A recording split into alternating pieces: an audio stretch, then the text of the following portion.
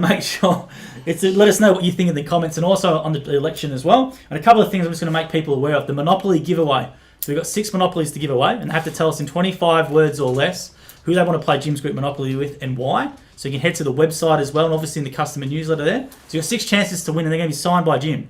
It is a really fun version of Monopoly, I have to say. Not a great game, but I love the Jim's Monopoly. And just another a lot of fun. Absolutely. And another fun fact is that Jim wrote the majority of the game, all the cards and lots of stuff. I designed the layout, most of them. Well, they changed it a little bit, and the cards, it was good. Absolutely, there. And obviously we've got the masks and the mowing cards will go up hopefully really soon. And also the Mowing for Charity event, which people don't know about, which is actually on the 23rd on a Monday, I think, out at Halal Hussein's, the Jim's Cleaning Group founders' mansion out there. Don't forget the Jim's mowing playing cards. We do, the playing cards, yep. Yeah, because we've got the office, the gym shop open again too, so we hope to see people making it, especially going up to Christmas. Absolutely. A couple of bucks, you buy a few packs together, get a couple of bucks plus postage and give them to your clients. And they're cost price, so we're not making a profit out of it, we just want them gone. So, not at that level, no. Not if you're buying them to give you to you. Absolutely. So what we can do is you can best to buy them in bulk, because I think it's like $2.60 or something like that per pack. You can better off to buy them in bulk. So when they're up, guys, just make sure if you want to buy a big box, let us know so we can give you a postage quote. So we've got 70 people watching now, which is great. So make sure you leave a comment or a question in there. We've got a few there coming into the live feed now, which is fantastic. And that thing about the Mowing for Charity is Haydo saying offered $1,000 for you to mow his lawn at his house. He was the only one who took you up on the offer because it was a serious offer. It's going to be $1,000. Well, a chance to see his place. I've heard of this great mansion of his. I've seen it from an aerial footage. It's going to be, I think we've got a ride-on being donated to you for the day. Yeah. And we've also got another mower as well. And we're hopefully going to try and get a few other things out there. So what we're going to do is we're actually going to go live video from our Instagram account on the day so you can see it. And we're going to do a nice video. That's next week, isn't it? I think it's on the 21st or the 23rd. So it's still a while away to plan it. So what we're going to do is we're going to live stream from the event. So while you're doing it, we're going to actually have Jim in action. We're going to do that from behind the scenes. And obviously there's going to be a donation link from Beyond Blue. So we're going to put that event card up tomorrow. If you want to make sure you donate to Beyond Blue, because that's where all the money's going. We're very concerned with mental health issues in normal times. But with what many of our people have been through over the past few months, it's even more of a concern than usual. Well, there was no ifs and buts with this. You just said absolutely, because it's a $1,000 donation plus whatever. A lot of people have suffered a lot, and I think mental health is something we really need to focus on. Well, maybe you want to talk to people just real quickly who might not know. In the franchisor training, you have a whole day dedicated to this. Yeah, we do mental health training. This is not the only thing we do. A lot of it's come out of what happened in Western Australia a couple of years back. When one of our guys, and it wasn't to do with the business, but he just went crazy, killed his little girls and his wife. Yeah. And people were very shocked by this, so we actually had a meeting over there to say, what do you want to do? And various things come out of that. Mental health training for all franchisors is one thing, and I've been through it myself too, and also staff. How'd you find it? Was it good? Interesting. Yeah, interesting. Yeah. It gives you some ideas about how to deal with that. Then we have the franchisee mentoring scheme, which is fantastic, and there's a whole lot of franchisees who put themselves up to say, I will talk to franchisees with issues. Plus, we've sent out the fridge magnets now with all the emergency mental health numbers and other numbers too. Yeah. So we're really trying to do everything we can to meet this issue, and it's a big problem. It's a growing one, particularly this year with all that's been going on. So we need to look out for each other. I think it's one of the most wonderful things is when franchisees volunteer to help each other.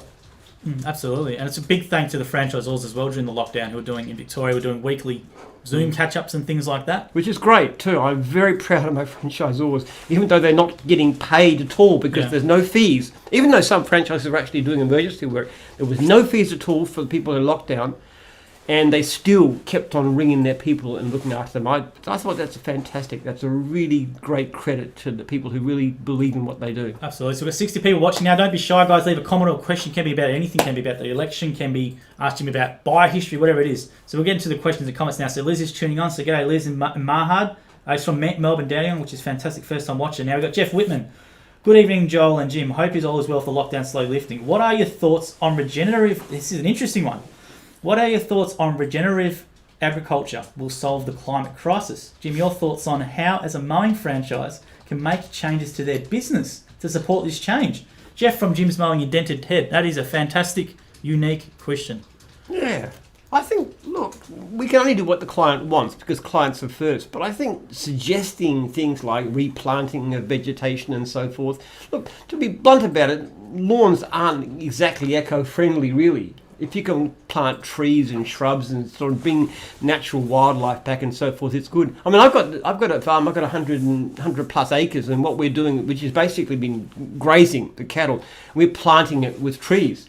Okay. With fruit-bearing trees and nut trees and other things, commensals, to help them to grow. So we're actually putting tons and tons of carbon dioxide out of the atmosphere by doing this. And it's all totally organic, no pesticides, no artificial fertilizers. We use things like llama poo to fertilize the plants. And I think it's a great thing. And you know, we're going to get like 100 times more food per acre than was produced by cattle.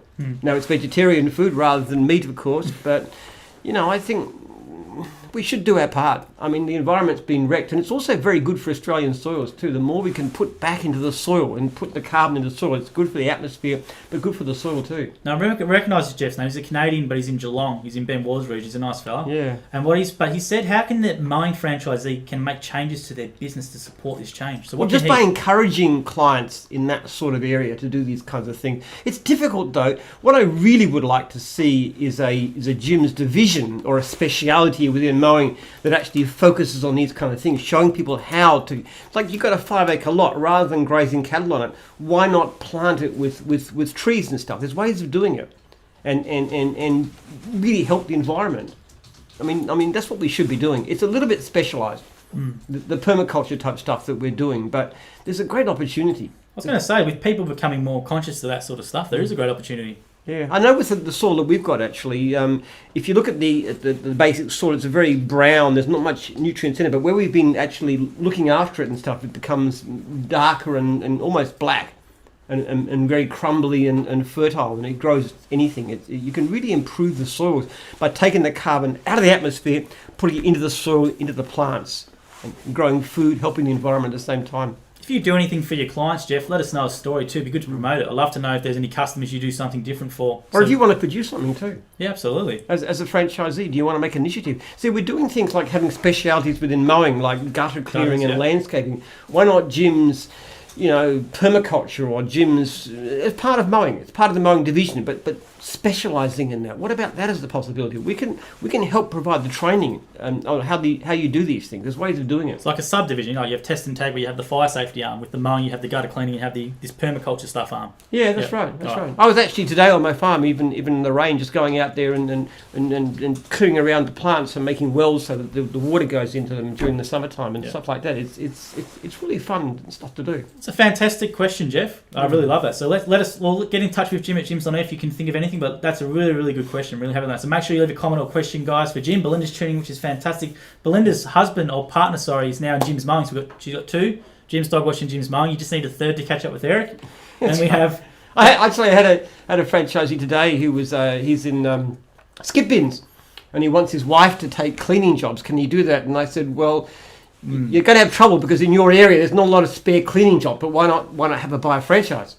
Because he's done so well. I mean, skip bins is very lucrative. They do very, very well, the skip bin fellas. Yeah, they're about the top earners in Jim's group. It's a great money, that one. Absolutely. But I said, get your wife involved too. But they also recycle 80 to 90% of their stuff as well. So that 80% of the 90% stuff in the bin, they actually sort out the yards and they recycle. If they have the sorting yard, that's the secret of it. We really like recycling. I'd like to get the skip bin people doing it all over Australia. They've got the yard in Dandenong, which is fantastic. Yeah, Peter's doing a good job with the boys out there. And you can really recycle everything. I mean, the organic waste you can reuse the bricks. The soil can be obviously put back for fill. The wood can be done. Metal is the only thing you really can't recycle very well is most plastics. But don't put gas bottles in there. We've been told not to put gas bottles in there. Could be some explosions. But you put a video online there explaining a bit of the recycling. So guys, Peter actually, who's one of the franchisors there, is very, very keen on machinery for recycling. Oh, he's great at that stuff. Yeah, absolutely. Big things from him. So make sure, guys, there's 60 people tuning on, which is fantastic. Leave a comment, question, or share the feed. So David Don says, Jim, did you mow someone's lawn for charity, maybe for November? So maybe just touch on that. You haven't mowed a lawn. Yes, no. This is what I'm going to be doing for Halal. Yeah. So what I would encourage you to do is when we do it on the day, donate to Beyond Blue at the same time, and we'll see what tally we can get on the day. But you're going to be earning your money. It's probably about your hourly rate, Jim. I don't know if that was back in the day. How long it might take you, I don't know. Actually, towards the end of my mowing career, the only thing I used to do was slash blocks and clear gutters because that was my best hourly rate that I could earn. Those are very lucrative jobs. I had this Deutsche slasher. I'd go in and slash a block down. I used to charge $90, which And what year was that? That was 1988. That's good money. That's $90 for half an hour's work back in 1988. That was good money. That's very, very good You have to money. almost double that by today's standards. But you can make good money. You really can. Absolutely. So Tim Whitehead says, will you ever open a Jim's Halal snack pack service? Now, Tim, we always read a comment out. So there's a thing called a Halal snack pack, which is like chips with your lamb and stuff. There's a funny meme going around for Jim's Halal snack packs. It's quite popular, that one. We don't do food though, do we? Nah. Thanks for that one. It's a tough. We're good at what we do. We're good at the services. Things like food. There's people around who are very, very good at that. I wouldn't try and compete with. Also, site-based franchises. We don't do that. We stick to what we know. And what we do is we're very good at. We're better than anybody else. Certainly in Australia. Yeah. Possibly in the world, I reckon, in a lot of ways. But in other areas, I'd hate to be competing with the likes of McDonald's. They are so good at what they do. Absolutely. And David Don says, congrats on the 4K, Jim. So it's in relation to the 4,000 franchisees. Yeah, well, thanks for that. We're actually up to about 4,060 something now. Yeah, it went pretty quick, didn't it? We did. I'm actually going to interview the 4,000th franchisee's named Daniel Welsh from WA on Monday. So we're going to have a chat to him about it. But he's the 4,000th, Daniel Welsh. It's the, in terms of growth and in terms of clients, the best you've had for a long, long time. It's been astounding, hasn't it? Yeah, everyone would think it'd be the opposite, but it's obviously not. Yeah, the work has gone way up. The demand for work is extraordinary, and what's even more important, because we've had surplus work already, the demand for franchises has gone up too. Absolutely. And Jason Pollock says, great charity choice for the mowing. Good work, team. Yeah, it's for everyone, though. It's open to everyone, the Jim's thing. It's just, even though Jim's doing the mowing, it's for everyone to donate on that day. So we'll try and post it and get behind it. Then Darcy Cone-Varal's going, hi, Jim and Joel. Who do you think will win the president election in America? Good question, Darcy. Good to have you on board. Yeah, well... Sometimes someone's saying you go Trump. Jason's saying go Trump. There's a few go Trumps. Yes. I think if you're a comedian, you want Donald Trump for the next 4 years. Actually, if you're the media, you do too. He's good for the media, even the liberal media, because the people read newspapers and he's clickbait. Watch TV. He's clickbait, yeah. It's like you, Jim, during the whole crisis. You were clickbait every time they put you on 7 News on the Twitter feed or something. Well, I don't compare me with Donald Trump is quite right. I'm not saying you're Donald Trump, but in terms of the click-worthy articles... I do like some of his policies, actually. Yeah. I think the way he protects, or tries to protect, American workers who are treated pretty badly. Their minimum wage something like $8 an hour. Oh, it's ridiculously low. It's fantastically low. Yeah. And yet the elites over there just encourage mass immigration of illegals and everything else because they love cheap labour. But for the poor guys who can't get work at this level, it's horrible. And they used to have good jobs doing things like, assembly lines and stuff. But that's all been exported to China and the cheap labour. It's not, a lot of people are upset about it. So I do like some of the things that he does. I just think as an individual he is immoral and very unpleasant individual. And But he's charismatic. This is the thing. He's a charismatic guy, regardless of he tells lies all the time. He's very charismatic. He's a thug, really, honestly. I like some of the things he does, but as an individual, I just think... Well, his construction company was very, very underhanded, what they did back in the 80s and 90s when they used to just stiff these local little guys and stuff. He gropes women and that kind of stuff too, which, you can take these things to extreme, but the way he's acted is appalling, and he's so self-interested. He tries to get international conferences to run at his resort so he can make money out of being the president by pushing business in his direction of his... He actually stays at one of his things, and everybody who wants to lobby and stuff has to go stay there so he makes money out of it. I mean, there's just so many things that he does that are awful. I still can't work out how he stays so orange all the time. I'm trying to work out if it's a wig or not. I've been trying to always work that out. Just love to just grab it and just pull it and see if it is. I don't know if I don't think you'll get that close to it. Definitely not. And David Don says the problem with planting trees is they are essentially carbon neutral. When they die, all the carbon goes back into the environment. We need to make sure we are carbon neutral like trees. Yes, but the thing of it is, if you turn a grassland with cattle, and cattle are the worst because they belch methane and so forth, if you turn that into trees and you keep on replenishing them, you've still knocked away, tons and tons of carbon. But not only that, but the right kind of food-bearing trees, they're deciduous and they drop the leaves, and what you do is you build up the carbon in the soil, and the soil is a tremendous reservoir. It's not just the trees themselves, it's the soil. Now, our place in 10 years' time, this farm that we're doing, is going to be a massive carbon sink. And if a tree dies, you plant more trees, or you let them grow up naturally and become this forest. And then you have an enclosure, so you hold the moisture in and improves the soil. It's a virtuous cycle. We really should get into that. A lot of Australian land is really, really good, and it can be used for a lot more than just grazing animals. Well, that'd be interesting. Well, maybe with food and diet changes. Obviously, dairy cows are pretty bad for the environment, and beef cattle and things like that. Yeah, we drink soy milk. I just think it's better for health and better for the environment. And I'm not having a go at meat eaters and so forth. But I think there's a lot of stuff that you can have which is vegetarian, which is really nice. I don't know that we need to eat quite so much meat. It's not that good for your health anyway, especially not red meat. If you can make it a more vegetarian type of diet, it's better for the environment, better for you. You'll live longer. Yeah, it won't be me though. I love a big steak. I love a T-bone steak and a beer. It won't be me. There's a lot of good shows on Netflix, like Grill Masters, and I don't know if you've seen the Grill Master shows on Netflix, where you have these outrageous African Americans with their third generation grills, and they're putting a whole pig on there and everything like that, and there's a whole competition over it. So I like a barbecue. I like a flame barbecue with a grill, so the taste comes through. We've had a few Christmas dinners, lunches at your house with the barbecue at the front. You've been cooking it. Yeah, we've done it a few times. We have. Yeah, we should do it again actually when the lockdown ends. Yeah, I think it's good. I think it's good to do it. Why not? And people always said that the when you taste it, they brought a gas grill. Oh, you remember that, don't you? Yeah. With a gas grill across, and then I had my little wood-fired barbecue, and everybody tasted it and said, "Oh, this is so much better." Absolutely. The taste is very different. Use corn on a wood-fired grill, and it's like no other corn. It's the best. Yeah, man of many talents, Jim. Then wood fire grill. It's the only thing I can cook it any good. I'm trying to learn to cook a bit more vegetarian type stuff, but my wife and my daughter Jasmine are so much better than I am at that. It's a good comment though, David. Eric Jones says, "Hi guys, nice to be back for another week of Ask Jim. I feel like we are in Groundhog Day and the weeks just roll over and just can't wait to get to next year." They do feel like that, don't they, Jim? Do you think that the weekdays are going quicker now, or what do you think overall? Well, I never felt time rushes by actually. I don't feel as though there's a weekend anymore. So much goes on all the time. I mean, compared with last week, what's happened? We've had our 4,000 franchisees, and there's changes taking place in the business, and all kinds of exciting things. I think life is full of interest and excitement, and it just I don't get the impression that time rushes by. I think it's just I haven't noticed a weekend anymore. Working from home's been sort of good, I reckon, in a way that 2 hours a day extra I get at home. I noticed the weekend now because my kids are back at school, so I drive them to school. Okay. You've been on the farm a lot more though, haven't you?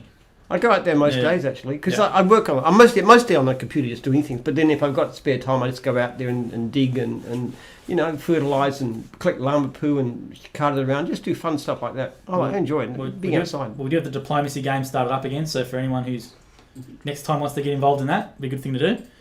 Yeah, well, actually, I'm playing a couple of diplomacy games now. How many you got? 2, 3? I'm in 2. 2, there you go. Yeah, it's fun. Jim sent me a message. I was walking the dog and I get this message about the game. It's Russia. Yeah. Out of the blue, I had no idea what was going on, so I'm a bit confused. I said to Russia.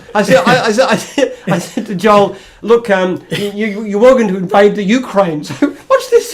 Why is my boss telling me to invade the Ukraine? and then you rang me up afterwards and had a laugh about it. So I was like, I get you now. So we're in border. It's actually a good game. I've never really. Well, we have stayed out of Galicia, which is good. We made that agreement. We have honoured the agreement so far. We'll keep going. Gary Hertog has gone. 1 full week of using plank, battery, mower, trimmer, and blower. Have picked up 9 new clients just from walk-bys who asked about the gear. It is phenomenal to use. Couldn't be happy. So Gary's saying the electric gear called plank. It's his French gear, I think. Put in the comments there, Gary. But that's battery powered. All battery.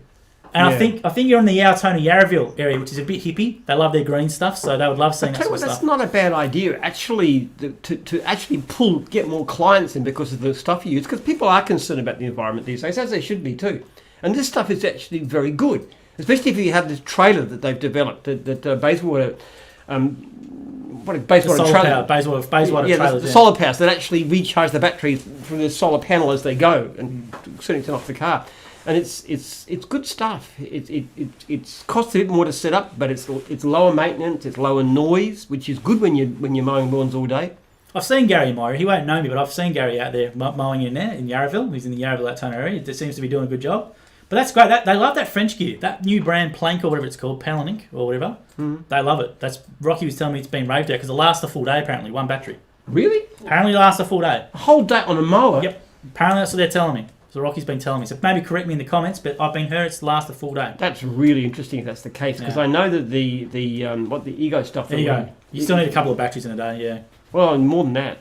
So I've heard that it'll last a full day, apparently. So they're really excited about this stuff. So let us know in the comments. Really good, yes. So Eric Jurgen, so we're just catching up now, guys, in the comments. So leave them in there. We'll get to them, as always, 5 minutes behind in them. Eric Jurgen says, listen here, you two. That crown belongs to me, and you are not to encourage others to try and catch up to my family's 3 divisions. So we need a 4 then, Eric. You need to get a 4th division along just to maybe a cousin or something. I reckon we should have a prize for the first person to have 4 Jim's divisions in a family. I know that's unfair to Eric because he's the first one to get 3, but if somebody could have 4 franchises in one nuclear family, I reckon we could do something for them. We could shout them to a week in a posh hotel or something like that. What do you reckon? Okay, well, that's a weekend tour. What about your holiday house? Well, you're certainly welcome to stay at our holiday house at Inverloch if you're in Victoria, or you want to come interstate. You sure? Yeah, we could do that. Absolutely. Well, if you have 4, there's the offer. We can absolutely do it. Then we have Gary Neal soon. Gary's tuning on saying it's Gary from Jim's Cleaning Franchise, just starting up, which is fantastic. So g'day, Gary. Let us know how you're going in your first year.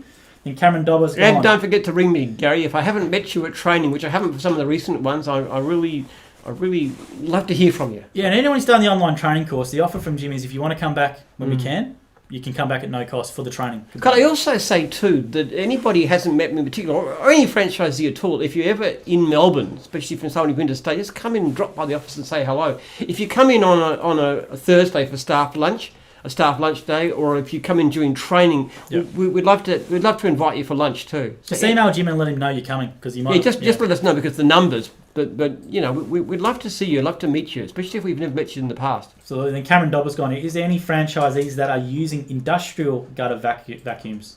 From Cameron Dobber. Is there any franchisees that are using industrial gutter cleaning vacuums?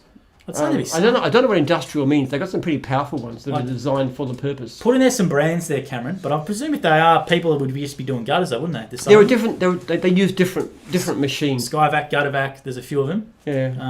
I don't know if they're. Would you class them as industrial though? I don't know. I don't know. I know there's a trailer being made, isn't there? That special trailer for the gutter one, which I would presume is gutter's very exciting actually. We really want to see more gutter cleaning franchisees because it's a good business. It's not that physically arduous and it's very, very, very lucrative. And if you start going for 6 months, a year, you start rebuilding your client base. I know people who do this. They make an absolute fortune. You know, $1,000 a day is nothing when you're clearing gutters. It's great money, $1,000 a day. Gee whiz, I'll tell you what. Too. It's a fantastic money. That means you can make almost as much money in one day a week than somebody does in a typical Australian salary. Well, the way to look at it, would you say it's $1,000 gross or $1,000? Well, $1,000 gross, of course, yeah. So maybe net, net you're probably on the equivalent of, let's say, 250, 300k corporate job. If you take out all the, the profits and all that sort of stuff, that's what I think it's equal to. There you go. And Cameron, put in there maybe some brands there, Cameron. We don't really know too much about industrial. If you've got ideas, if you've got suggestions about something that we could be using, I know one of the issues they find is that the machines they use, they don't always take out all the gunk, and so you really do have to sometimes get up there with a harness and everything else to pull them out. Well, we have experts watching, especially on the mowing page. Please let us know in the comments what you guys are using. We're very interested to know what equipment works the best. Absolutely. Then Jack Dawson's gone here. It must be a young fella. Jackie says, Jimbo, your legend, the Hilltop Boys say hi. So I don't know what the Hilltop Boys are, but Jim can say hello to the Hilltop Boys. Well, hello Hilltop Boys, wherever you are. I know Hilltop Hoods, but I don't know Hilltop Boys.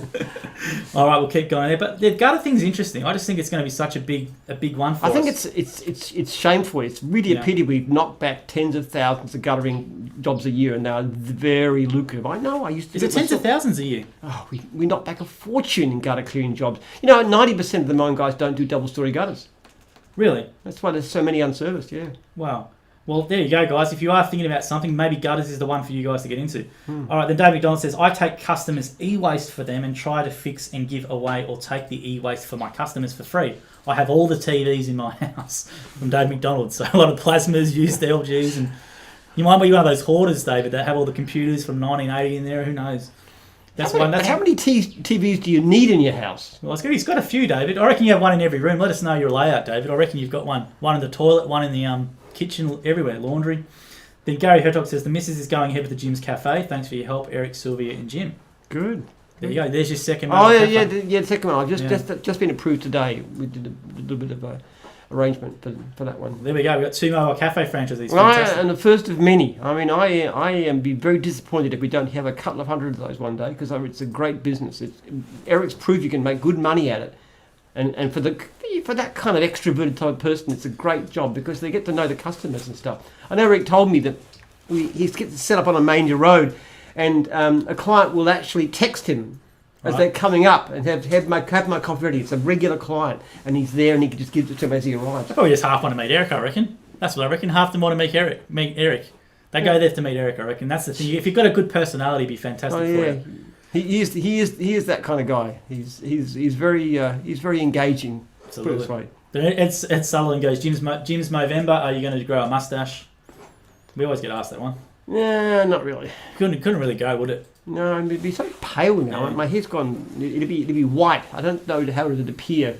But mowing the lawn for November, basically. I'm going to mow somebody's lawn, which is Halal's lawn. And to raise money for Beyond Blue. It's a big bloody lawn. I've seen the drone shot of that property. That's what we need to ride on, a few other things. I know. Maybe I should wear a fake beard when I'm doing it. Yeah, mate. Well, maybe we could and put the bucket hat on. Why not? Yeah. That'd be pretty cool. The Matthew Dwyer says, I love my block slashing, except I use a Billy Goat slasher. Best $6,000 overspent. So Matt Dwyer's a mowing franchisee saying he loves his block slashing as well. Yeah. There is so much money in some of these jobs. I tell you what, we say $60 an hour is the minimum for what a franchisee should make, or we should be aiming at that. But you can seriously make double, treble, quadruple that with the right kind of equipment, the right kind of job, and there's jobs around. They're going begging, a lot of them too. Absolutely. He spent $6,000 on this thing called the Billy Goat slasher. So have you heard of the Billy Goat slasher before? No, I haven't. No.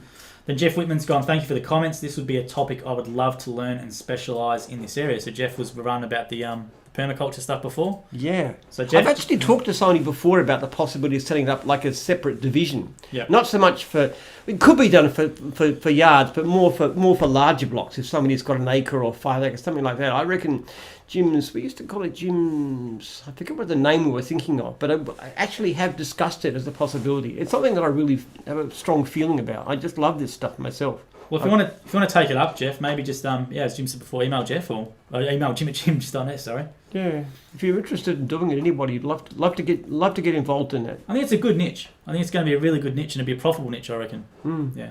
Then we have Darcy's gone here. Do you have a Jim's shop where you can sell Jim's books and merchandise? Absolutely, Darcy. So we have a Monopoly. Go to jims.net, I think /shop. There's a big shop tab on there, so you can buy the hats and the books. You can actually download the book for free.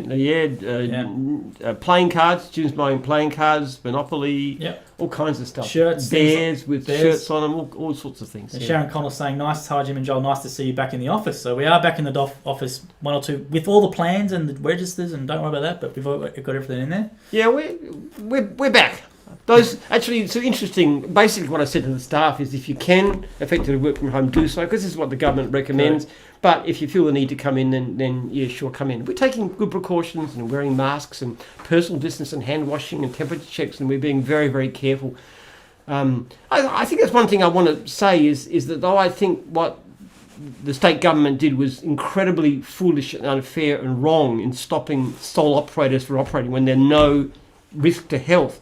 I'm very supportive, and Jim's group is very supportive of proper care for controlling infection. Things like the masks and the personal distance and getting clients to pay you remotely and all this kind of stuff too. As far as I know, not one of our franchisees has passed or incurred an infection doing their job. And I'm pretty sure, I know a couple got it, but they got it from other ways. And we really want to support that. We definitely want to back the government. We just felt, I was not speaking against any kind of restrictions, any kind of controls, but against the unreasonable and unfair ones, things that affected our franchisees financially and mentally, but didn't actually control it.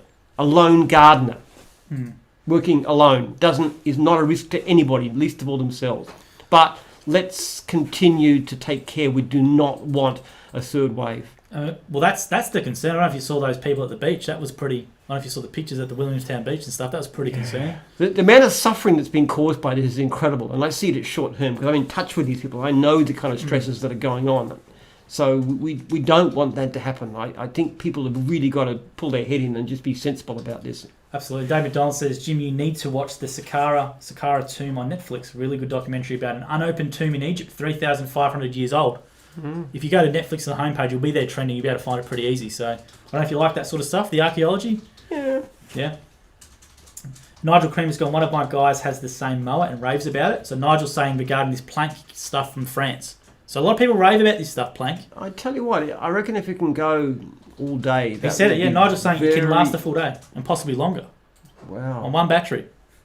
That's amazing. And it's French, which is surprising. I don't know if the French to make many reliable things. Maybe the old Renaults or something, but... Well, look, it's good for... That kind of thing is good for us because when you're talking about doing these things professionally and commercially, cost isn't a major factor. If you can actually earn more money and have your costs go down long term, putting a bit of money into getting something up front is good. I think it sounds great. We'd like to try these things. Well, Gary got 9 jobs out of it, so just using this stuff. I think it's a big thing. People like that kind of stuff. Why not? Well, we should make something of our green credentials. We're actually a very green-minded organisation. We tried to remember though. We did ring up. It was a lot of money. Remember making carbon neutral Jim's group? Yeah. Yeah, we did investigate it. Well, we're looking at putting more solar panels and stuff around here, if we can. It's becoming more feasible. I'd like to have a system, because we get frequent blackouts in this area, I'd like to have a system where we could actually generate our own power and store it in the battery so that if the power goes down, because there's a lot of... whenever you get a windstorm around here, things fall down across the power lines. We get so many cuts. So if we were basically self-contained for power, we can generate our power and use the battery, I reckon that would be a huge advantage. So we're actually looking at that right now. Well, if anyone uses that electric gear, please share the stream or tag him in this. I'd love to write a comment about it because we keep hearing about this plank ban, so I want to just make sure that it's legit. Maybe a sticker on the trailers even, some eco-friendly. If they are using battery-powered gear, they can put it on their trailer. I think it might be the way to go. Well, that's what we're doing for the Ego one too. That particular trailer has got this. It has the whole signage, yeah. But maybe if you're not using that Ego gear, could you have, I don't know, would it be allowed? We're happy to do it. Yeah. Then Gary Hertog says, yep, French made 24-inch twin blade zero turn. Battery lasts full day going flat out. That's from Gary. So there you go. He's a full-time mowing franchisee. Wow. It's really good to hear that because that was the problem always, wasn't it, with the batteries, wasn't it? Yeah, it's always a matter of... but they've got a lot better lately, that's for sure. I'm really looking forward to having an electric car one day. I want you to get an electric car. I think you deserve it. I don't think it's quite there yet because, you're something like a Tesla... Model S is about 70,000, which to me is a lot to spend on a car, considering I'm driving one worth about $5,000 right now. But if it comes down enough, and I'd love to be able to generate enough power on my farm, especially not only the solar panels, but also we're looking at hydro. Hydro, because we've got on your farm. You've got a little stream or something, do you? We've got two permanent creeks on the stream, so if we get enough head of water from up the tanks in the top paddock down to the house, we should be able to generate enough power basically to run it just from that alone. So and there's no cost to the environment at all. It's just a case of making sure that you've got to have run along hose. That'd be pretty cool. Very thick hose. Yeah. And I'd actually like to be able to get to the stage where we not only cover all of our electricity costs, but we also export it to the grid, even if we don't charge it. And I could use it to charge a car, so I never have to buy petrol again. Well, that'd be great, wouldn't it? Absolutely. Never have to buy petrol. How would that be? It's a shocking cost. It's getting more expensive. That's right. Then we have one from our fams going, Jim, I checked Jim's group on Google Maps and I see lots of solar panels. Do you have batteries connected to it? And does it save you much money versus the cost to install? That's a great question from a fan. Batteries are the problem right now. We will have them. We're looking at batteries as an emergency backup sort of thing. They're not really got to the stage where they're terribly commercial. But I tell you what, solar panels themselves are a very good deal. If you actually look at the cost of electricity and what it costs to install these things, Jim's Energy does it on a big scale. I think you may be from a fam Jim's Energy, maybe. If you might be from them, I reckon. You might be. Yeah. Solar panels make a lot of sense. We've actually got them. We're going to get them on my house. We're going to get them here. We've got some already in the office, which is taking a chunk of our power. So we're going to put more here and at my farm too. That's just going in. So we're just looking at different ways of doing it. I think it's the way to go. I really do. Absolutely. We have Ed Sutherland's gone, cleaning gutters would be good for bushfires and cyclone season. Absolutely. It would help protect from bushfires. Well, especially in this area here. Then Eric Jurgen says, Jim and Joel... We could do a lot more for control bushfires too, as a matter of fact. That's one of the things that mowing guys, I think, coming into the drier season, to sort of diversify, what they can offer, Well, yeah, when it gets dry, look at hazard reduction, which means things like taking away the undergrowth, the wood that are on the floor and the leaves and so forth, cleaning those up and mulching them and so forth, and we can do a lot to keep people safe. Absolutely. Then Eric Jurgen says, Jim and Joel, I have 6 other children and their partners. Challenge accepted. Also, all right. No, you're on. I'll give you I'll tell you what. I'll give you a full week's holiday. Not necessarily a Christmas peak period. Let me finish the second part real quickly though. He goes. Also, does it need to be a completely different division, or can they be in one of the divisions we already have? I think it has to be a different division. No, as long as there's 4 different franchises. Okay. If you had two of your kids had cleaning franchises, that'd do. Okay. Well then, if there's 4 different franchises within the one family, parents and children. What was your uncle? A week at our place at Inverloch. There you go. And you're in Victoria, Eric, obviously, so you can do that. There you go. It's a big place too. You'd fit a largish family in. Well, you do Airbnb, so it must be worth a bit of money. So it's good. It's a fairly significant prize if that's the case, Eric. Yeah. All right. Well, there you go, Eric. Get cracking. Let's see how you go. Then Cameron Dobber's gone. He uses the Gutter Master 1020 Pro. So there's something called a Gutter Master 1020 Pro. So I don't know if you're a sales rep for them or something, Cameron. Maybe put a photo in there or a video or something of this Gutter Master. We hear Guttervac and Skyvac are the 2 I always hear. I don't know about you. Are there any other brands? Email them to me, Jim@jimstar.net, and we'll have a look at it. If it's something that means they never have to get up on the gutters themselves, if they're powerful enough, it would be of interest to us. It can be a bit of an issue too if you get some mud in gutters. That's really the hardest thing to take out. Mud, okay. But double-story gutters are actually the easiest ones because they very rarely got so much in them, but they're also the most lucrative. When someone's replied to Eric, he almost as many children as Jim. Almost. I wonder if there's anybody in gyms who's got more kids than I do. I've got 10 kids. You got 10? My mum was one of 11. I don't know these days. It's a bit rare these days. I don't know. Not too many. Well, if you are watching, put it in the comments. I have an unreasonable liking for children. I don't know why. They're obnoxious when they grow up. No, they're not really. When they can talk back to you, yeah. Actually, in our latest diplomacy game, I've got my daughter who's Turkey and I'm Austria. And he's Russia, so actually try to get Sarah to understand how the thing plays, and she wants to take Greece now. She can't have Greece. I'm going to take Greece. I woke up to a couple of messages. And one of my sons is Italy, and Sarah's partner is England, so it's a really family affair, one of these games. Yeah, I've got to be careful now in the press after you just said that. So I've been getting a few messages from multiple sides trying to make deals. So. Yeah, my kids fight like fury. Don't worry about any Penmans will get together. We always attack each other. We've been doing it ever since they were that high. I was quite happy with Russia when I got it. So Russia's a good country to play. Absolutely. And Shane Ganaway's gone. Big shout out to Jim's Test and Tag WA, who are fundraising for November. So Jim's Test and Tag doing like a big golf day. I think they're paying, I think it's like $60 a head or something like that. Excellent. Yeah. And we've done a logo. So we've done the Jim's logo with the nice mustache. I think back in the Mazola days we had a nice logo. So Jim's Test and Tag WA, get on that. And we'll share that when we do have it. Dave McDonald says, got one in every room. Picture the ad for the electricity company where we had them in the hallways. I also have a lot of old Apple and Mac PCs that may or may not be working. So this is from Dave McDonald. Send us a photo, actually. You sound like an electronic pack rat, David. Yeah, he does. One in every room. I don't know, how would you go one TV every room? Or the old Apple and Macs could be worth something, though. They go for a lot of money, the old retro ones. They go for a lot of money. Yeah, they go for a heap. Then Cameron Dobber says, I got quoted $2,365.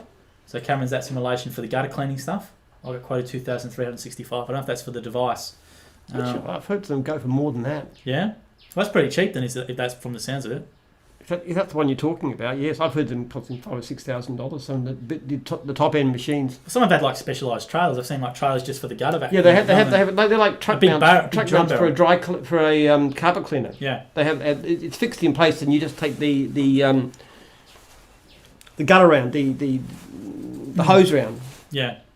No, it's a good device. Get on board. Ross Parrott's gone here. Hi guys, I'm at the end point of signing up for a Jim's cleaning franchise. Excellent. What sort of cost could I anticipate for a single operator? Cheers, Ross. In the next 12 months, what sort of costs do I anticipate? I think you probably better talk to your franchisor about that. I'm really not an expert in those kind of things. I mean, you've got your fees, which is usually around about 8% of turnover. Obviously, you've got your chemicals and so forth. Petrol is a big cost too. Running your car is probably the single biggest cost of a... all tax deductible. You'll have tax deduction. All tax deductible. Business expenses, everything. Yeah. Everything's a business expense. It's great being in a business. You can claim And including things like your power and part of your rent or your mortgage payment at home. I mean, a lot of things that you normally just have to pay when you're in business. And you can also income split. So somebody who's got a wife or a partner who's earning, or a husband for that matter, who's earning less than they are, you can actually split your income because they can act as a secretary and so forth. Yep, all ATO advice. We're getting ATO advice. But all legal. We don't favour tax evasion at gyms, but we will give you advice on how to minimise your tax legally. Big disclaimer there. But a good one for you to watch, Ross, is Denise Taylor and Peter Duncan started gyms cleaning up in northern Queensland, and I think they're in like 5k a week or something. Crazy. They've got 4 employees, and they started at the end of March. So when coronavirus was happening, now they've got 4 employees. Started at the end of March. So you can do really well with that one, Ross. You can do very well in cleaning. Some of our top earners in Jim's group started as cleaning franchises. Haydar Hussain, he just told me the other day he buys 2 properties every year cash. He does too. He does too. And one of his cars is worth, what is that, $500,000? A little bit under. Yeah. But it's 300,000, I forget. Yeah, around about that, yeah. Back when it was new. Depreciation though. That's about 10 times worth more than all the cars I've ever bought in my whole life. But well, he's worked hard for it. Why not?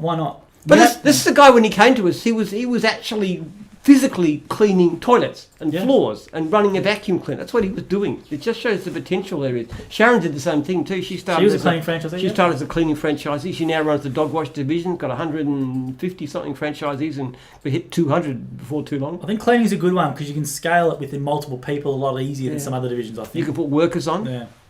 I definitely think it's a good one to scale up. If you want to build a big business, you can really do it easier in cleaning than most. Lots of them too. Fencing is good too, because the fact that there's so much work. Because we've got 60% unserviced leads, so if you want to build a major business, fencing is a good one. If you want to work hard, fencing is a good one for you, absolutely. Dave McDonald says, Jim, what do you think of GPS tracking these and handing out leads based on closeness? If closeness is a word. I don't know if closeness is a word, but what about that's an interesting one. Yeah, no, we're looking at that. This is Jim's jobs will do a whole lot of things like that too, and that's one of the things we will look at is who's the closest. The other thing that Jim's jobs will do, hopefully by the end of the year, it'll actually allow the job to be booked in for you. So if you actually say, I've got a half hour spare, then the system will look at it and say, okay, well at this particular time of day, there's a bit of flexibility in there, and he's going to be 10 minutes away from this job, so bang. So when the client rings up, instead of saying, Bill will ring you back, you say, look, what about this afternoon between 2 and 4? Would that suit you? And then it just gets plopped into Bill's thing. He just looks there, he's finished one job. Oh, I got another job here. Just goes and does it, which is great because he doesn't have to ring back. Conversion rate's a lot higher because don't go to competitor because the quote's already organised. People want one in transaction if they can. I would think that'll be a very, very powerful thing. So the GPS tracking thing will be fantastic. It'd be nice too to be able to let clients know through an app where you are, like an Uber. If you've taken an Uber, it'll actually tell you where the Uber is. There's no reason at all why, if people want that, and it's up to the franchisee, of course, why you can't do the same thing for the client. So you can actually tell the client where you are. Yeah, there's a lot of good things like that coming, David, and that's a really good point because it's going to happen. It is. So, there you go. GPS is good. Then Cole McCarthy's going here. On some good news this morning, my Monopoly arrived to Ireland. Looks great, lads. Thanks. Hope you're all safe. So Cole ordered a Jim's Monopoly to Ireland. Very good. And it's finally got there after all the dramas. Well, I hope you're going to play it. Some of these people collect it, but they leave them in boxes. Right? Correct. They just file it away on the shelf. And we've seen these massive displays of all these different diplomacy, but all these different games, but they never actually play them. So I hope you'll. Yeah, please take a photo with the Guinness or something with something Irish in there, and send it to us. We'd like to see that. That'd be great. And we'll keep going down here. And then Gary Hertog says it is $2,700 for a battery though. So Gary's saying in relation to that gear, it's $2,700 for a battery. Wow, that is an expensive battery. But it sounds like it might be worth it. I think so too. Depending on the life of the battery, of course. Yeah, well, it must be. Well, it depends. Yeah, the life it will be interesting. Well, let's know how long it goes for, Gary. But it's lasting a whole day, which is the main thing for these bikes. Commercial grade. Batteries do tend to deteriorate with time. They lose a bit of their charge. So, I was reading something in New Scientist about this thing called idea called a monomer battery or something like that, which is a sort of an atomic battery. It's to do with the way that the protons are organised within the nucleus. And they reckon it could actually be 10 times as energy dense as petrol. Now it's just a concept, but it's basically what long range spacecraft are using. Well, batteries is the one area, like obviously we still use, they haven't really improved the Duracell, but you know those little batteries you still A4 you put in, it hasn't really changed much in a long, long time, has it? Batteries is the most exciting thing. If you had a really, really, really powerful batteries, then renewable energy could take off dramatically, and oil would simply be something that you use to make feedstock for plastics and so forth, and that's all you need it for. That would be, battery technology is the one area that we most need. Absolutely. But I want to get those stickers for people who are using these gears, and we can verify it for customers. Put that on the trailer because people will come up and chat to you, which is great to hear. Ed Sullivan says Jim's solar panels franchise out. Yes, we have Jim's Energy, Ed. Then Dave McDonald says, I can't find this mower. Does anyone have a link? So put the link in there to it if you can. Then Paul King, g'day. Paul says, had a haircut, Joel. Yes, I had a haircut. I had to wait. I had to book 2 weeks in advance because you just can't walk in and get one. Blokes are lazy. We just want to walk in there and get a haircut. I got told to rack off all these places I went, so I had to book in. Took me 2 weeks. We'd like to do Jim's Barbers. I reckon that'd be a good one. I would have used Jim's Barbers. I was talking about someone, though. just this last week, somebody was talking about Jim's Barbers. Not Jim's hairdressers. I don't think it's the women, but I reckon they'd go... You don't think the women would want to have them? I don't know if we'd do it. I think the idea, they'd sort of get a bit freaked out. Someone's got to come with a brush cutter or a chainsaw or something and cut their hair. But I reckon Jim's Barbers would go well. Jim Barbers would do very, very I reckon well. if somebody was Jim's Barbers and came to the office here once everybody's back, particularly on a Thursday, when we have the staff lunch, I reckon if somebody came in and said, hey, I'm available to do your hair, and just do a group deal, and you just go around and cut everybody's hair. Absolutely. There's a few blokes who are rabble in the office who could use it, I reckon. We've got one behind the computer there who needs a bit of a haircut. Yeah, a bit shaggy. Dave McDonald Short back and sides, I reckon. Dave McDonald says, I want an electric van with removable batteries, so when I get home I pull the flat batteries out and replace the batteries that charge through the day. Absolutely. That's what David's saying for him in his business, his Jim's Antennas and Security. Well, you can actually recharge them for the... Yeah, you can actually recharge them from the car if you want to as well as the solar panels on the roof. And Gary's putting a link to that mower there. Looks pretty cool and interesting, that thing, so I'll show that to Jim afterwards. And then Dave McDonald says, Eric just bought another franchise. So Eric's saying that's his nickname. And then Dave McDonald says, I use the Dave on a Ladder Pro to clean my gutters. So Dave on a Ladder Pro to clean the gutters. Stephen Boots, 25% of Australians now have solar. Now Australia has approved a cheaper battery to enhance the power when you need. I have solar panels with a payback of 4 years. So from Stephen Boots, who's a mowing franchisee. It's a pretty good deal these days, actually. The only issue I have with it is that to a certain extent it's based on feedback from electricity companies. It kind of subsidised, which means people who can't afford the batteries, generally people like renters and those aren't so well off, actually pay more for their power. So it's kind of like a bit regressive. True. I would think a better system than subsidising batteries would be a hefty carbon tax that was spread back equally across the entire population. So that'd be progressive. It's more efficient from the point of view of cutting down carbon use, but it's also fairer because it gives more to the less well-off people.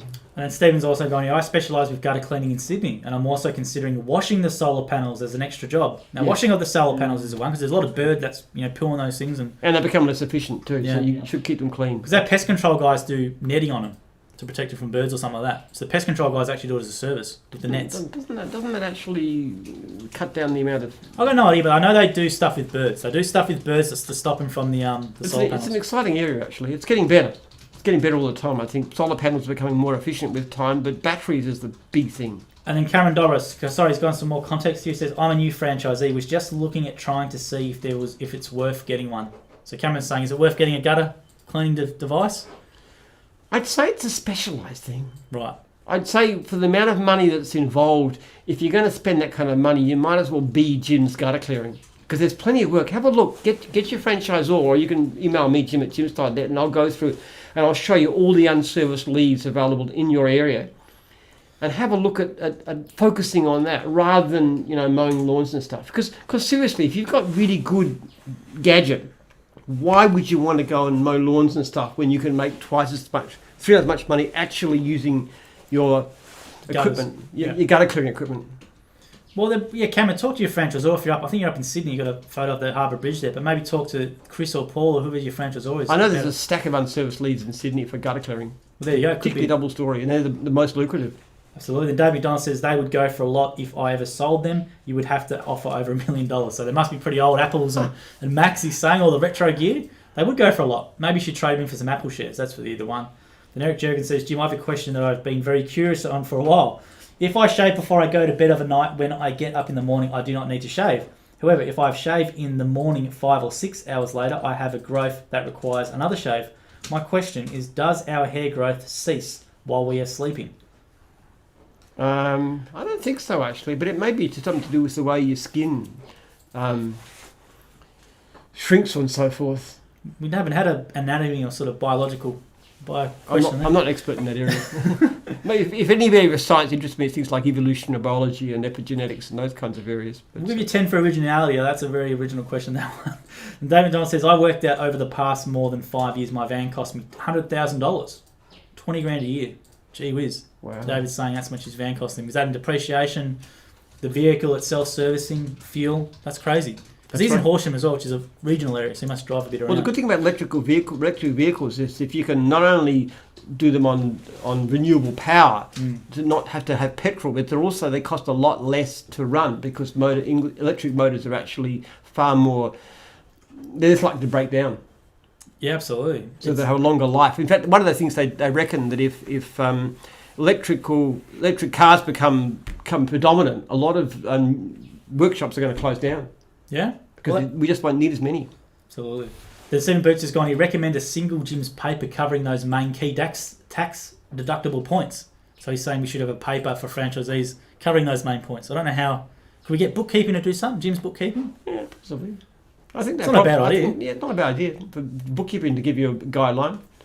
Yeah, it's not a bad idea. Because I know bookkeeping done some stuff with the grants and stuff when it first came out. They did it for franchisees. So maybe into training. I don't know. Are we allowed to do that? Yeah, it's legal. Tax avoidance is legal. Tax evasion is the thing you shouldn't do. One of my competitors, actually, I won't say who it was, actually advised his franchisees to keep 2 sets of books. Yeah. And he got into really bad trouble and was struck off as the director for several years for doing stuff like that. So we don't do that in gyms, even if I believe in it, which I don't. Full disclaimer. Victor Norbega's gone, how do I pick the right business for me? From Victor Norbega. So it must be strong in the gyms divisions. Which one's right for him?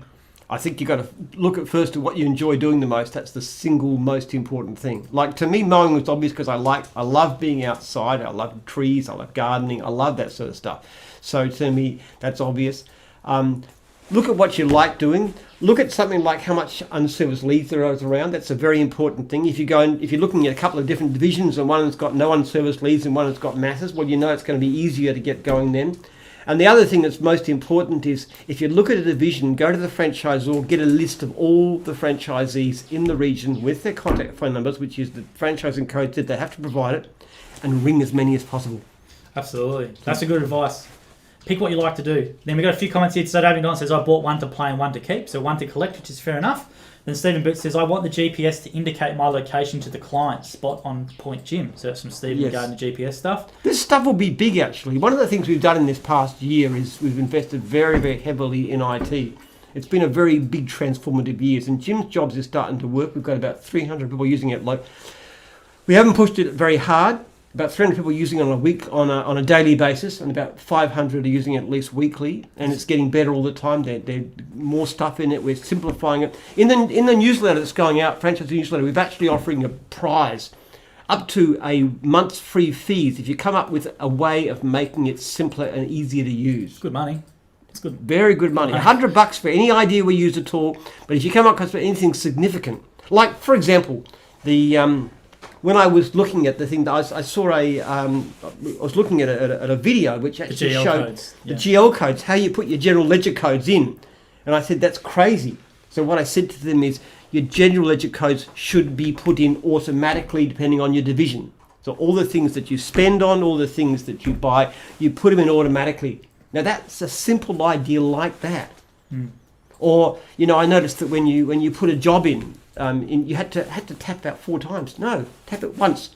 So simple things like that make it really, really easy to use. Because the idea of Jim's Jobs, it's not supposed to be the thing that runs a major business, with hundreds of employees. It's not designed for that. It's designed for somebody who's got no understanding of technology at all, just basic, and this is so simple. You just move it. Of course you do this. Of course you do this. It's so easy. That's what I want. Probably the main goal with the project, I reckon, would be get those blokes who love using the written diary. Yep. Nothing wrong with it. Nothing wrong with it. Maybe get them off that. If we could do that, that'd be the main thing, I reckon. Ease of use is number one, because we deal with people who are, some people who come into gyms are really technically savvy, but most are not. And most of these blokes of my generation or getting there who've really not used to this kind of stuff. I'm not that good too. I asked my 11-year-old son the other day, I was having a problem with something, and he said, do this. Oh, that works. So make sure you read the newsletter. It could be a good one. Gary Hertog's going, so this is regarding the plank. I keep saying it wrong, the plank gear, but he says it lasts for 8 years or 13,000 0 to 100% charges. So 13,000 0 to 100% charges for 8 years on average. Not bad money. Pretty good. Then Paul King says payback on plank mower now, battery 2 years, 5,500, 3-year guarantee, or 900 charges on battery. Getting about 1.5 days on a charge. Wow. Which is fantastic news. And then people are saying money well spent. How much would you spend on petrol in those 8 years? Absolutely. Then Paul King says at 2 years it pays for itself with fuel, oil, repairs, etc. Now Paul's a good numbers man, so I know he would have worked that out. So he's saying at 2 years it pays for itself. And it's not just that too. It's the clients. It's the green image. It's the quiet which clients love. And you can start doing things early in the morning where people don't want you to come out and disturb them. I mean, you can't start before 9 o'clock on the weekend, for example. Yeah. And one late at night and stuff. So you've got those problems. You can do jobs that other people can't do because, like, quiet places, like, there's so many benefits to these things. I think it's the big future. I reckon we're going to go all electric in mowers, in gyms, before all electric in cars. Well, this gear seems to be the one. So the people are raving about this. So well, Eco should know about this, actually. They should be, because they're the ones we've been basically supporting, but I didn't know there was something so much better than this. Our mowing guys will determine. They all want the full day. You don't have to take it back out and in. That's the main one. Big thing. Then Stephen Boots says, merge the gym's mowing with haircutting, lol. So we could be cross-divisional. I don't know. That's another service. Dave McDonald says, Jim, where in the USA can you own a kangaroo without a permit? Dave McDonald, that's a weird question. I don't know. Where in the USA can you own a kangaroo? I reckon where the old Tiger King was. I think you could. I think if you were in the USA, you could own a kangaroo. I don't know if you saw Tiger King on Netflix, but you can own 100 tigers, no problem. Yeah, there's more tigers in America than there are in India. Yeah, that's right. Africa, I cannot believe that. It's not as though the kangaroos are a protected species. I think you can own them anywhere. Oklahoma, all those Midwest type of, let's say those Texas type of places, I reckon. The only problem you'd have with certain kinds of Australian fauna is that they might become pests like possums have in New Zealand. Oh, yeah. Yep. So that would be the only reason they wouldn't want you to have them. I can't believe there'd be any problem with keeping a kangaroo. But they're not supposed to be the best pets. Well, they get culled. You know, that's why you go to Coles and you see them on the shelf to eat. They're really nice meat, kangaroo. They do get culled. It's a healthy meat. It is a healthy meat. It's very high in protein. It's really good. It's low. It's a low fat. It's a healthy meat. It's also too. I reckon it's very humane. Because what happens is you've got a kangaroo living a natural life in the wilderness, and get a kangaroo shooter, and they're pretty good. They just shoot them dead, bang. It's not like in a slaughterhouse where they go into this dreadful place to be eaten. No. I think if we were actually, it's also kangaroos are better for the environment. They don't trample the ground. So if you're going to eat meat, kangaroo's the best. I like kangaroo. I do eat it quite a bit. I've eaten kangaroo in the days when I used to eat more meat. You just can't overcook it. It's a horrible one to overcook because it's that chewy. I hate kangaroo sausages too. Yeah, kangaroo sausages are nice. Yeah. And Ross Parrott's going to cheers off to do my due diligence next week before signing. Looking forward to joining the Jim's family from Ross. Well, fantastic, Ross. You're good, Ross. Do your homework. Generally, we find that the more homework you do, the better the franchisee you'll be. Actually, it's interesting. I'm going through ringing. I ring my 10-year, 15-year veterans, and it's interesting talking to those guys. It's very inspiring too. But most of them tend to be very, very good service. They're mostly like 4.7, 4.8, 4.9 stars and just got great businesses, and they're doing so well. And they're the ones that last long term. Let's hope, Ross, you join the family, and obviously you'll check in with Jim. Well, I hope I can ring you in 10 years' time to say well done. Absolutely. I'll guarantee you'll say I wish you did it sooner. Eric Jurgen says, I was very disappointed when the one behind the camera lost his bun. I have spent over a year now growing mine, and he should grow it back. And Jim, would you ask Samson to cut his hair knowing now that he would lose his strength? That's interesting, actually. I was talking with my son about why he lost his strength, and it was probably more because it was a vow, I reckon, rather than it's a divine thing. I mean, cutting your hair doesn't actually take away your manhood, does it? Ben, I think it did, didn't it? Right? Yeah, definitely. Took a few years up. But if you take a vow that you won't cut your hair. Yeah. I mean, psychologically speaking, if you allow your hair to be cut, it would have cost him. I think that's what basically would have happened. Well, some pretty crazy vows. I haven't anyone seen a show called An Idiot Abroad, but they went and saw all these Indian yogis, and there was one bloke who had his hand dedicated to Shiva for like 20-something years. He had his hand up here like that. So there's some interesting ones. Then Victor Emmanuel's got any hi, Jim. I'm talking to my family now about starting one of your cleaning franchises in NSW. Excellent. How much work would I get in the beginning? From Victor. I think the best thing you could do is talk to the fellow franchisees about it. But if you don't get enough work to keep yourself flat out from the beginning, the one thing I would say to you is go out and offer freebies. And you can contact all the local mowing guys. There's plenty in New South Wales and offer to do their cleaning for nothing. And that's a good way of getting referrals and maybe ongoing jobs and stuff. But if it doesn't matter how little you get from the beginning, there should be a reasonable amount in cleaning. If you go and do the freebies and make sure you always make your $1,100 or your $1,500 per week or whatever it is, and you make that a target, very quickly you'll have enough customers and you won't need it. The only proviso is you've got to give great service. So, well, hopefully, Victor, you ring the franchisees and you come on board. But lack of work is very rarely a problem, correct. actually. We know that the proportion of franchisees offering reporting poor income is only around about 10%, and they tend to be very heavily concentrated on franchisees who've got a poor rating. Franchisees who've good rating very, very rarely report poor income. Great point. The Deep is going to Jim fuel sites, apparently, hopefully soon. From Deep's gone there. What's that? So Deep is going, hi Jim, when are you coming into fuel sites? So petrol stations. No. It would look cool though. I reckon Jim's fuel Once station again, it's not a business we know or understand. Yeah. We stick to what we know. We're good at what we do. We've tried other things and it's just not good at it.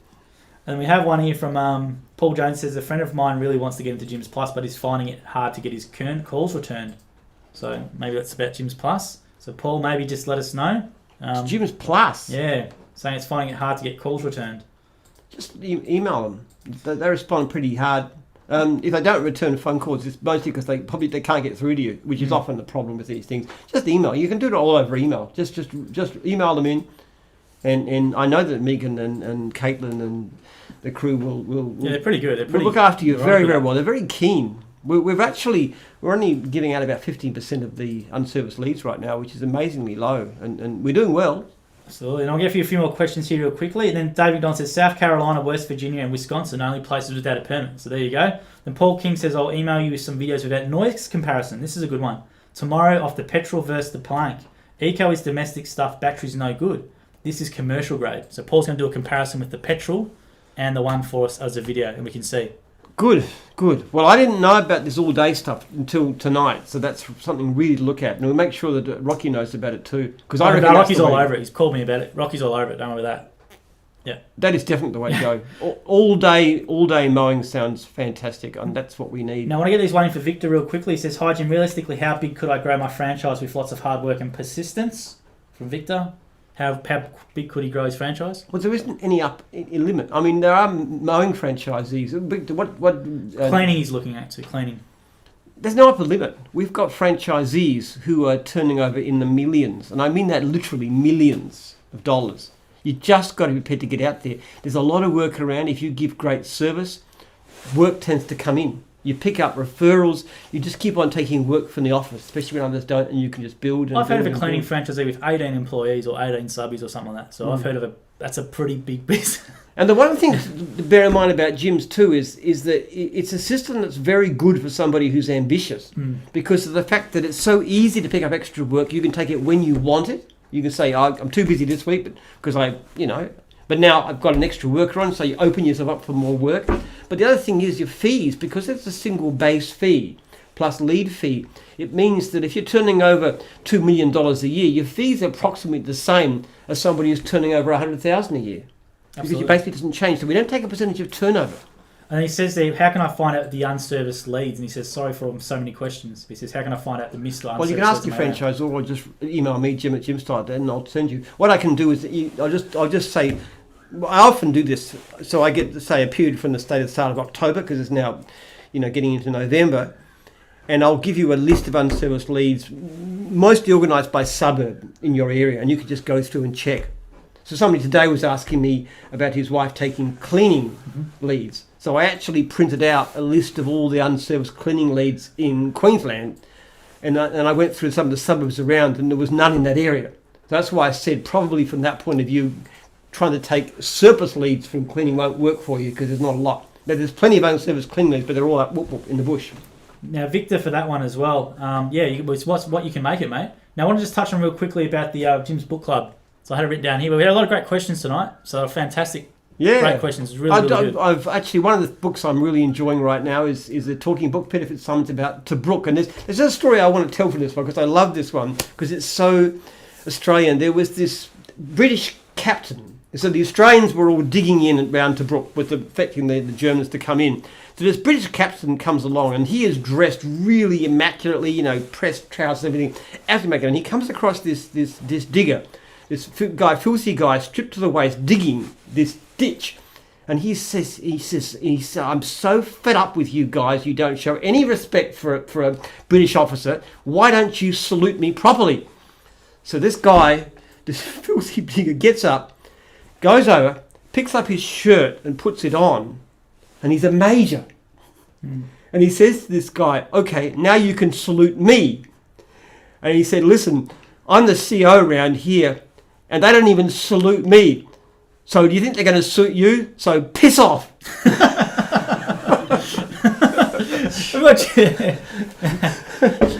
I love it, actually. It's a wonderful story.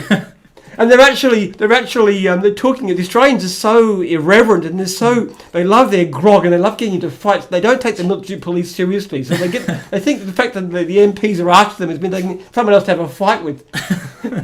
So they're having a go at these Scots for wearing these kilts and stuff like that. And they said, well, one good thing about it is at least it proved they could fight. So at least when they come to the High Ties and the Jerrys, they should be able to fight them as well. Now, was the Battle of Tobruk World War One? World War II. World War II, sorry. This was the World War II, where they actually got the Germans had made this huge advance, and they set up this base in Tobruk, which is a port, and they stuck there. Actually, the founding pastor of my church, Hal Oxley, who's just died recently, at the age of 104, he was actually involved. He was one of the people. He was a pastor for your church at 104. Well, he's not now. He's like the founding pastor. Wow, that's pretty good. But he was around. I used to be sitting down the front of our church every Sunday. 104 years old, he died. Yeah. But he was actually there. And he tells us stories about how they used to take out the German tanks and so forth. So it's a fantastic story. Very, very interesting. So we'll leave it there tonight, guys. Thanks for the comments and questions. It was actually a really fantastic one. Let us know what you think of the sets and stuff. I'm going to share that video from Paul about the comparison. That could be huge. Jim's really excited by this sort of stuff. I am very interested in that. Absolutely. So we'll leave it there, guys. Make sure next Wednesday, 7 o'clock. Again, and stay tuned for all the stuff during the week. So thanks, guys. Take care.